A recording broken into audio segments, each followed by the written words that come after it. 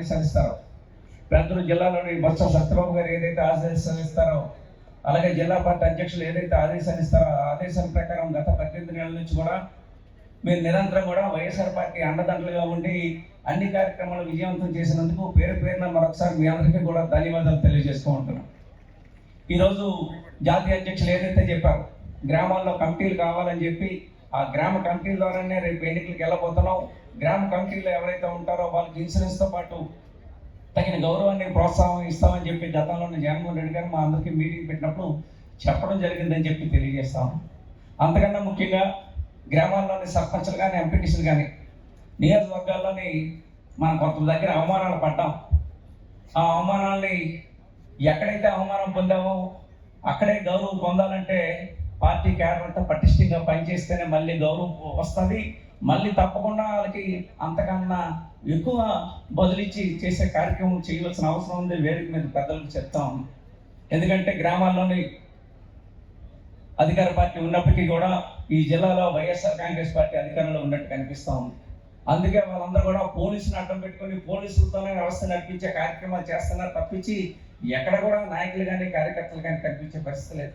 ఇవాళ ఏదైనా ఒక ఇష్యూ జరిగితే, ఓ సర్పంచ్కి జరిగిన ఏదో గ్రామంలో ఇష్యూ జరిగితే ఆ గ్రామంలోని ఇద్దరం కేసులు పెడితే వాళ్ళ మీద మన మీద కేసులు పెడుతున్నారు, వాళ్ళ మీద కేసులు పెట్టిన పరిస్థితి గ్రామాల్లోని ఆ పరిస్థితి కనిపిస్తుంది. కనుక దాన్ని మరి రాబోయే రోజుల్లో తప్పకుండా మన ప్రభుత్వం అధికారంలోకి వస్తుంది. దాన్ని బదులు తీర్చుకోవాల్సిన అవసరం ఉందని చెప్పి పెద్దలకి తెలియజేస్తా ఉన్నాం అని చెప్పి తెలియజేస్తాం. మరి ఈ కార్యక్రమానికి సంబంధించినంత వరకు కూడా తెలుసు, ఇవాళ చంద్రబాబు నాయుడు అంతా కూడాను క్రెడిట్ చోరీ. ఇవాళ మెడికల్ కాలేజ్ తీసుకొచ్చాం మనం, దాన్ని ప్రైవేట్ చేయాలని ఉద్దేశంతో. లేదు భోగాపురం విమానాశ్రయం మనం తీసుకొచ్చాం, దాన్ని ల్యాండ్ ఎక్విజిషన్ తీసుకొచ్చాం, చేయడం జరిగింది.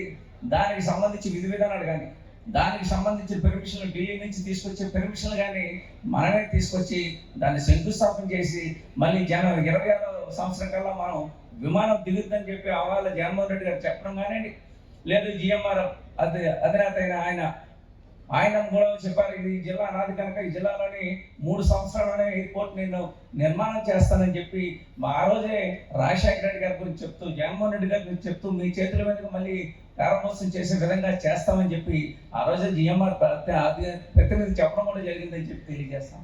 అయినప్పటికీ దురదృష్టం మనం పోయాం. అయినప్పుడు కూడా దాన్ని తీసుకొచ్చాం. ఈ జిల్లాలోని మెడికల్ కాలేజే కాదు, ఈ జిల్లాలోని భోగాపురం ఎయిర్పోర్టే కాదు, లేదు జేఎన్టీ ఇంజనీరింగ్ కాలేజ్ కాదు, గిరిజన యూనివర్సిటీ కాలేజ్ కాదు, ఇవన్నీ కూడా మనం తీసుకొచ్చినప్పుడు కూడా అధికారంలో ఉన్నప్పుడు మనం ఎప్పుడు కూడా ఇవి తీసుకొచ్చాం, ఇవి చేసామని చెప్పే పరిస్థితి లేదు. ఇవాళ వాళ్ళు ప్రారంభోత్సవం చేస్తున్నారు. ఇవాళ వాళ్ళన్నీ కూడా చెప్తున్నారు, ఇండస్ట్రీలని మేమే తీసుకొస్తున్నాం, డావోస్ 10 సార్లు తిరుగుతున్నారు. అప్పుడు జగన్మోహన్ రెడ్డి గారు ఉన్నప్పుడు కోట్లు ఖర్చు పెట్టారు, మేము నడిచే వస్తున్నాం అని చెప్పే పరిస్థితి ఉంది ఇవాళ. కనుక ఒకసారి మనందరం కూడా ప్రజలందరూ కూడా తెలియజేయాల్సిన అవసరం ఉంది. ఇవాళ ముఖ్యంగా ప్రత్యేకంగా సోషల్ మీడియాకి సంబంధించినంత వరకు ఏ చిన్న విషయం అయినా కూడా ముందుగాను సోషల్ మీడియా స్పందించడం వల్లే మనం ఇవాళ వైఎస్ఆర్ కాంగ్రెస్ పార్టీ నిలబడ్డదని చెప్పి వాళ్ళకి ప్రత్యేకంగా సోషల్ మీడియాకి సంబంధించిన ప్రతినిధులందరికీ కూడా ప్రత్యేకంగా ధన్యవాదాలు తెలియజేసుకుంటున్నాను. Local to global news at your finger tips. మీ చేతిలో ఒక ఆయుధం. Download R TV app. Media legend Ravi Prakash is back.